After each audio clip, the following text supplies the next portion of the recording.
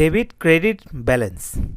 আমরা যারা অ্যাকাউন্টস নিয়ে কাজ করি অথবা অ্যাকাউন্টিং নিয়ে পড়াশোনা করে অ্যাকাউন্টস ডিপার্টমেন্টে কাজ করি, তাদের সাথে এই ডেবিট ক্রেডিট ব্যালেন্স এই শব্দটি খুবই পরিচিত। অথবা আমরা যারা ব্যাংকে লেনদেন করি, স্টেটমেন্ট মেনটেন করি, তারাও আমরা এই শব্দগুলোর সাথে খুবই পরিচিত। আজকের ক্লাসটিতে আমরা দেখব যে আমরা এমএস এক্সেল ব্যবহার করে খুব সিম্পলি এবং ইজিলি কিভাবে এই ডেবিট ক্রেডিট ব্যালেন্স অর্থাৎ অবশিষ্ট ব্যালেন্স এই ফরম্যাটগুলোকে কীভাবে মেনটেন করব। ভিডিওর সেকেন্ড পার্টে আমরা দেখব আমাদের এক মেম্বার প্রশ্ন করেছে, তার একটি দৈনন্দিন হিসাব নিকাশের ফরম্যাট সে মিলাতে পারছে না। তো আমরা এই ডেবিট ক্রেডিট ফর্মুলাটি শেখার পরেই আমরা দেখব যে আমাদের মেম্বার যে প্রশ্নটি করেছে তার সমাধানটি আমরা এই ডেবিট ক্রেডিট ফর্মুলা দিয়ে কিভাবে তার ডকুমেন্টসটি আমরা তৈরি করতে পারি। তাহলে চলুন আজকের ক্লাসটি শুরু করা যাক।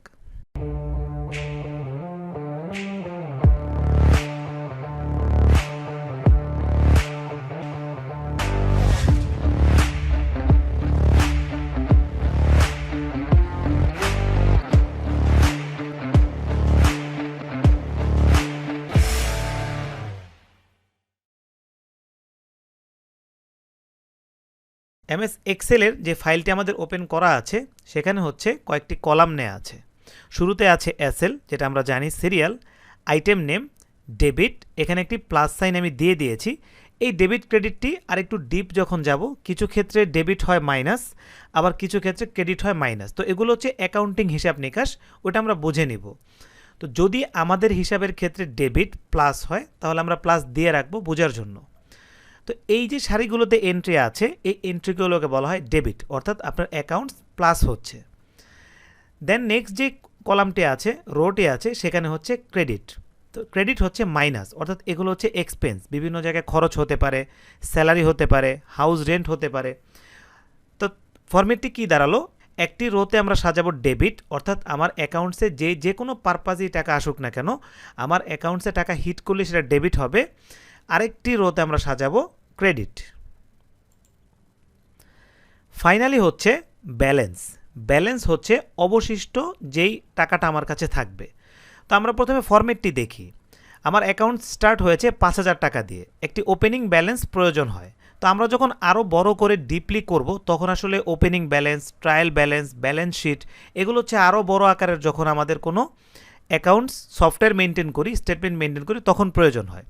একেবারে সিম্পলিও যদি আমরা ধরি তখন একটা ওপেনিং ব্যালেন্স দরকার হয়। ফর এক্সাম্পল, আমরা একটি দোকান স্টার্ট করলাম আজকে থেকে, আমি কিছু না কিছু ক্যাশ নিয়ে তো দোকানটাকে স্টার্ট করব, অথবা আমি ওপেনিং ব্যালেন্স 0 দিব, এটাকে বলো ওপেনিং ব্যালেন্স। তো আমি ওপেনিং ব্যালেন্স 5,000 দিয়েছি, তাহলে হচ্ছে আমার কাছে ব্যালেন্স আছে 5,000, যেহেতু ডেবিট হয়েছে এখানে কোনো ক্রেডিট নেই। তো আমার যাত্রা শুরু হলো। তো শুরুতে কী হলো, আমি একটা আইটেম পারচেস করলাম যেটার প্রাইস হচ্ছে 1,500 টাকা।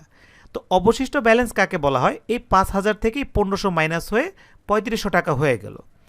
সেম ডেতে যদি সেই দিন অথবা পরের দিন বা যে কোনো এন্ট্রিতে আমার আবার ডেবিট হলো 3,500 টাকা, তখন এই পূর্বের ব্যালেন্সের সাথে আমার এই ব্যালেন্সটি যোগ হয়ে যেতে হবে। কারণ হচ্ছে আগের দিনের ক্লোজিংয়ে আমার ছিল 3,500 টাকা, আজকের ক্লোজিংয়ে অর্থাৎ আজকে আবার ডেবিট হয়েছে 3,500 টাকা। তাহলে 3,500 আর 3,500 হচ্ছে 7,000, অর্থাৎ 7,000 টাকা। সেমভাবে দেখুন, এখানে আমি ক্লোজিং করেছি 7,000 টাকা, এখন যদি 5 দিন পরও 3,000 টাকা ঢুকে তাহলে কিন্তু আমার ব্যালেন্স আসতে হবে 10,000 টাকায়। এরপরে যখন ক্রেডিট হলো 7,500 টাকা, এভাবে চলতে থাকবে। তো প্রথমে আমরা ডেবিট ক্রেডিট ব্যালেন্সের একটি শর্ট ফরম্যাট বুঝলাম যে ডেবিট ক্রেডিট ফরম্যাট বলতে কি, আমরা যদি কোনো ছোটোখাটো হিসাব মেনটেন করতে চাই আমরা এই ফরম্যাটটিকে ফলো করলে আমাদের ছোটোখাটো প্রতিষ্ঠান বা আমরা খুব সিম্পলি একটি ফরম্যাট আমরা মেনটেন করতে পারবো। ডেইলি বেসিস হতে পারে, আমরা প্রত্যেক দিনের যে ক্লোজিং ব্যালেন্সটি আছে আমরা এখানে অ্যাড করে দিতে পারি, অথবা মান্থলি করতে পারি। মান্থলি ডেবিট ক্রেডিট করলাম, ফাইনাল ব্যালেন্সটি আমরা পরের মাসের ওপেনিং ব্যালেন্সে অ্যাড করে দিলাম। এখন আমরা ফর্মুলায় চলে যাই। ফরম্যাটিং তো দেখলাম যে ফরম্যাটিং কীভাবে কাজ করে। তো ফর্মুলাটি খুবই সিম্পল। আমরা হচ্ছে প্রথমে ফর্মুলাটি রিমুভ করে দিই, অর্থাৎ এখানে যে ফর্মুলাটি করা আছে এই ফর্মুলাটিকে আমরা রিমুভ করে দিই।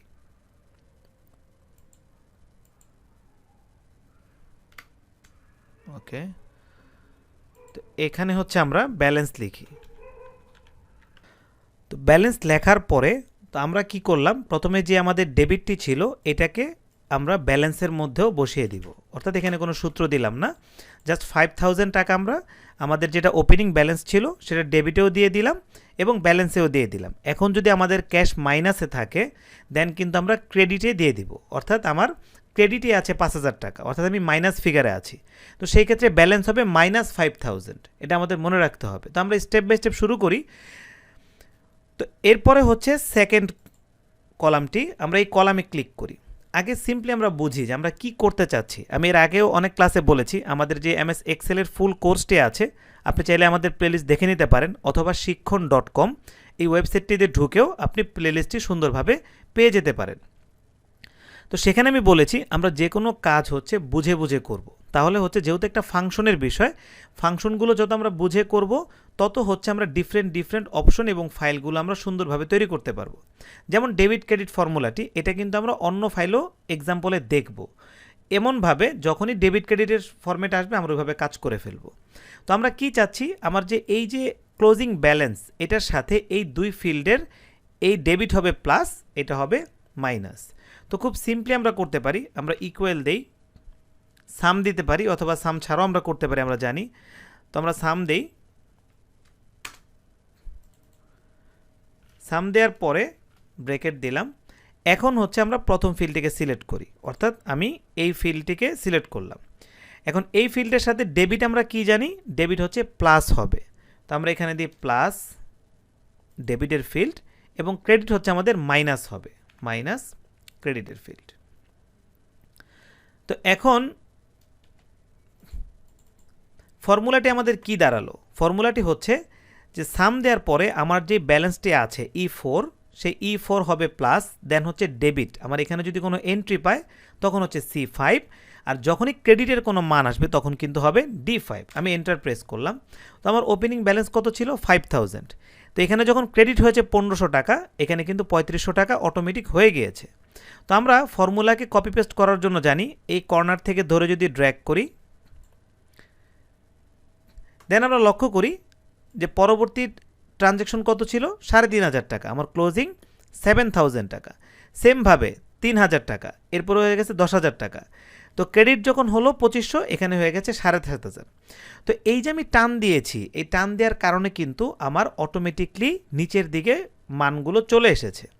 তো এই মানগুলো কিভাবে বন্ধ করব, এটা আমরা নেক্সট একটি ভিডিওতে দেখব, যে ইফের ব্যবহার করে আমরা এই যখন এখানে ভ্যালুগুলো জিরো থাকবে, অর্থাৎ এখানে যদি কোনো মান নাই থাকে তখন হচ্ছে এই জায়গাটা আমরা স্টপ করে দিব। এটা হচ্ছে আমরা নেক্সট ভিডিওতে দেখব। তো আমরা এইটুকু ডিলিট করে দিই। এখন আগে আমরা ডেবিট ক্রেডিটটা বুঝি, তাহলে আমার ক্লোজিং ব্যালেন্স কত আসলো, 7500 টাকা। তো এখন আমরা লক্ষ্য করি, এটাকে আরেকটা ফিল্ড আমরা ড্র্যাগ করি। এখন যদি আমরা এক্সাম্পল ডেবিট দেই 3000 টাকা, আমরা লক্ষ্য করি এটা 10500 হয়ে গিয়েছে। তো এইভাবে আমরা যদি ড্র্যাগ করে রাখি, এখানে যদি একই ডেতে আমি ক্লোজিংয়ে দেখালাম এখানে খরচ হয়েছে 500 টাকা, তাহলে আমরা লক্ষ্য করি এটা 10000 হয়ে গিয়েছে। এতক্ষণ তো একটা দেখিয়েছে, এখন একদিনেই 3000 ঢুকলো, আবার 500 খরচ হলো। অর্থাৎ আমি এখানে ডেবিট ক্রেডিটে যাই করি না কেন অটোমেটিকলি কিন্তু আমার ব্যালেন্সটি সুন্দরভাবে এভাবে চলে আসবে। তো এইভাবে ব্যবহার করে আমরা চাইলে খুব ইজিলি আমাদের খরচ এবং ইনকামের যেই অপশনগুলো আছে আমাদের কোম্পানির, সেই জিনিসগুলোকে কিন্তু আমরা এক্সেলের মাধ্যমে খুব চমৎকারভাবেই ফরম্যাটিং করে আমরা কাজ করতে পারি। এখন চলে যাই আমাদের মেম্বারের প্রশ্নে। আমাদের মেম্বার আমাদেরকে প্রশ্ন করেছে ফেসবুকে, আপনারও যদি কোনো প্রশ্ন থাকে তাহলে হচ্ছে আমাদের নিজস্ব forum.shikkhan.com এই লিঙ্কটিতে ভিজিট করতে পারেন, আমাদের ডেসক্রিপশনে লিঙ্ক দেয়া আছে। এখানে এসে এখানে নানা রকম প্রশ্ন এবং অ্যান্সার দেয়া আছে, অর্থাৎ আপনার যদি কোনো সমস্যা থাকে এখানে ফোল্ডার করা আছে, আমি যে কোনো একটা অপশনে ঢুকতে পারি। দেন এখানে হচ্ছে যে কোনো প্রবলেম যদি আমরা এখানে আপলোড করি সেটার কিন্তু উত্তরগুলো আমাদের টিম থেকেও পেয়ে যাবেন, অথবা আমাদের মেম্বার থেকেও কিন্তু আপনি পেয়ে যাবেন। তো আপনার যদি কোনো প্রশ্ন থাকে আপনি খুব সিম্পলি কোনো প্রশ্নতে চলে যেতে পারেন। যদি আপনি রেজিস্টার্ড মেম্বার হন তাহলে লগ ইন করবেন, অথবা একেবারে শর্ট ফরম্যাটেই জয়েন নাও, অর্থাৎ খুব ভেজাল নেই, খুব বেশি অপশন নেই, খুব সিম্পলি আপনি সাইন আপ করে আপনার যে প্রশ্নটি আছে সেই প্রশ্নটি আপনি আপলোড করে দিতে পারেন। তাহলে হচ্ছে আমাদের কমিউনিটি অনেক স্ট্রং হবে এবং আমরা খুব সহজেই সবাইকে হেল্প করে কাজ করতে পারবো। তাহলে আমরা প্রশ্নে ফিরে যাই। আমাদের যে মেম্বার প্রশ্নটি করেছে, তো আমাদের যেই কোয়ারিটি ছিল সেই কোয়ারি অনুযায়ী আমি একটি ফাইল এখানে তৈরি করেছি, অর্থাৎ আমরা এই জায়গাটিকে ডিলিট করে দিই।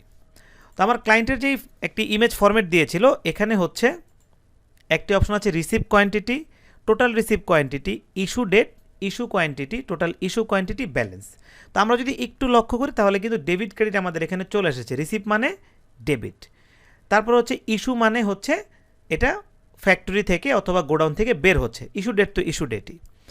তো আমরা এখানে হচ্ছে প্রথমে একটি কোয়ান্টিটি দিয়ে শুরু করি, তারপর হচ্ছে আমার ক্লায়েন্ট যেই কোয়ান্টিটি দিয়েছে।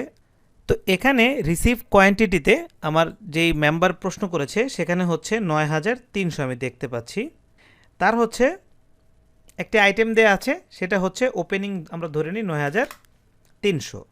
দেন ওখানে দেখানো হয়েছে টোটাল রিসিভ ৯৩০০। তো এখানে যেটা করতে হবে, আমরা একটু আগে দেখেছিলাম আমাদের ব্যালেন্স, তাহলে আমাদের ব্যালেন্সে কত আছে ৯৩০০।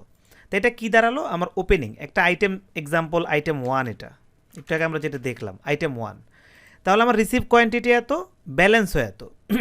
এখন হচ্ছে পরের রোতে সে দেখিয়েছে, অর্থাৎ এটা ইস্যু হয়েছে, আমরা ধরে নিই হয়তো বা সেল হয়েছে, অর্থাৎ এটা মাইনাস হবে স্টকটা।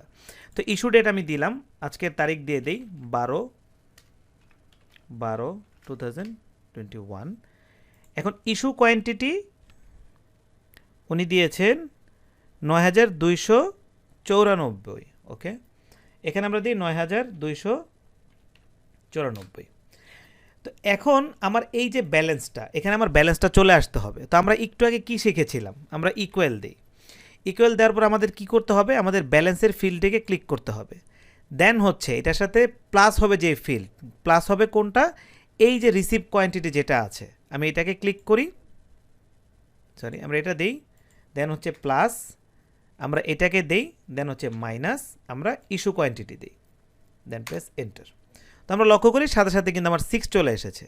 তো আমার যে মেম্বার পাঠিয়েছে তার এখানেও রেজাল্ট কিন্তু 6ই আসছে, অর্থাৎ আমার ওপেনিং ছিল ৯৩০০, আমি ইস্যু করলাম ৯২৯৪, আমার অ্যাভেলেবেল কত আসছে 6 চলে এসেছে। এখন হচ্ছে পরের লাইনে উনি এন্ট্রি দিয়েছেন, ফর এক্সাম্পল এরপরে আবার ঢুকেছে হচ্ছে গিয়ে, এই লাইনটিকে আমরা কপি করে দিই। আমরা জানি এটাকে বন্ধ করার জন্য আমরা ইফের ব্যবহারটি পরের ক্লাসে দেখব। তো এখন এখানে আমি যদি দেই ১০২৮, দেন এন্টার প্রেস করি, তো আমরা লক্ষ্য করি আমার অ্যাভেলেবেল ব্যালেন্স কিন্তু ১০৩৪ হয়ে গিয়েছে। তো যখন এখানে হচ্ছে আপনি কাগজে দিয়েছেন ১০৩৪টা, আসলে এখানে দিয়েছেন total receive quantity. Total receive তো হচ্ছে আপনার টোটাল কালেকশন হওয়ার কথা, যেহেতু ব্যালেন্সটা আপনি এখানে দিয়েছেন, টোটাল রিসিভটা আসলে এটা আপনি কি বুঝিয়েছেন হয়তো আমি বুঝিনি, তবে আপনার হিসাব রাখার জন্য হিসাবটা কিন্তু আমাদের এভাবে হওয়ার কথা। অর্থাৎ আপনি রিসিভ করেছেন এত, যেমন ফর এক্সাম্পল এটা বের হয়েছে। তো এরপরে আপনি আবার ইস্যু দেখিয়েছেন, ওকে, এর পরের লাইনে হচ্ছে একটা ডেট দিলাম, এক্সাম্পল ১৩ তারিখ ১৩/১২/২১। এখানে হচ্ছে আপনি আবার ইস্যু দেখিয়েছেন কত ১০২৮ এন্টার। আমাদের কিন্তু 6 চলে এসেছে, আপনার যে ডকুমেন্টস আছে সেখানেও কিন্তু 6ই রয়েছে। তো এইভাবে যদি আপনি মিলান তাহলে কিন্তু 100% জিনিসটি মিলে যাবে। আমি যেভাবে ফর্মুলাটি দেখালাম খুবই সিম্পল, আমরা ফর্মুলাটি আবার লক্ষ্য করি, খুবই সিম্পলভাবে আমরা ফর্মুলাটি দিয়ে দিব, দিলেই আমাদের কিন্তু খুব চমৎকারভাবে আইটেমটি হয়ে যাবে। এখন হচ্ছে টোটাল রিসিভ কোয়ান্টিটি যদি আপনার প্রয়োজন হয়, যে আপনি টোটাল কত পিস রিসিভ করেছেন, এটা কিন্তু এই ফিল্ড বরাবর সামেশন করে দিলেই হচ্ছে। আমি যতটুকু বুঝলাম যে টোটাল রিসিভ কোয়ান্টিটি এবং টোটাল ইস্যু কোয়ান্টিটি, আপনি কত পিস মাল এখন পর্যন্ত ইস্যু করেছেন, এটা হচ্ছে একটা। আরেকটা হতে পারে যে ৯৩০০ ১০২৮ এই ডেট পর্যন্ত টোটাল রিসিভ কোয়ান্টিটি এত। তো এটা একটা সামেশন করে আমাদের বের করা যেতে পারে। তো আমার মতে মেন ছিল ব্যালেন্স, অর্থাৎ ডেবিট ক্রেডিট যে ব্যালেন্স, আমাদের যেহেতু আপনাদের মেন ফর্মুলাগুলো শেখানো হবে, কিছু জিনিস আপনাদের আরও বেশি করে প্র্যাকটিস করে নিজেদের মতো বের করে দিতে হবে। তো আশা করি আপনার প্রবলেমটি সমাধান হয়ে যাবে। আমাদের ডেবিট ক্রেডিট ক্লাসটি ভালো করে না বুঝলে আবার দেখবেন। আপনাদেরও যদি কোনো প্রশ্ন থাকে তাহলে আমি আবার বলবো, আমাদের যে ফোরামটি আছে forum.shikkhan.com, এই ফোরামটিতে আপনি চলে আসবেন, সাইন আপ লগ ইন করে আপনাদের যে কোনো প্রশ্ন আপনারা আপলোড করবেন, এবং আমাদের মেইন যেই জায়গাটি হচ্ছে সেটা হচ্ছে আমরা বাংলায় শিখব। অনেক ফোরাম ইংলিশে আছে, অবশ্যই আমরা বাংলায় আপনাদেরকে অ্যান্সার দিয়ে সুন্দরভাবে বোঝানোর চেষ্টা করব। ধন্যবাদ শিক্ষণ.com-এর আজকের ক্লাসের সাথে থাকার জন্য।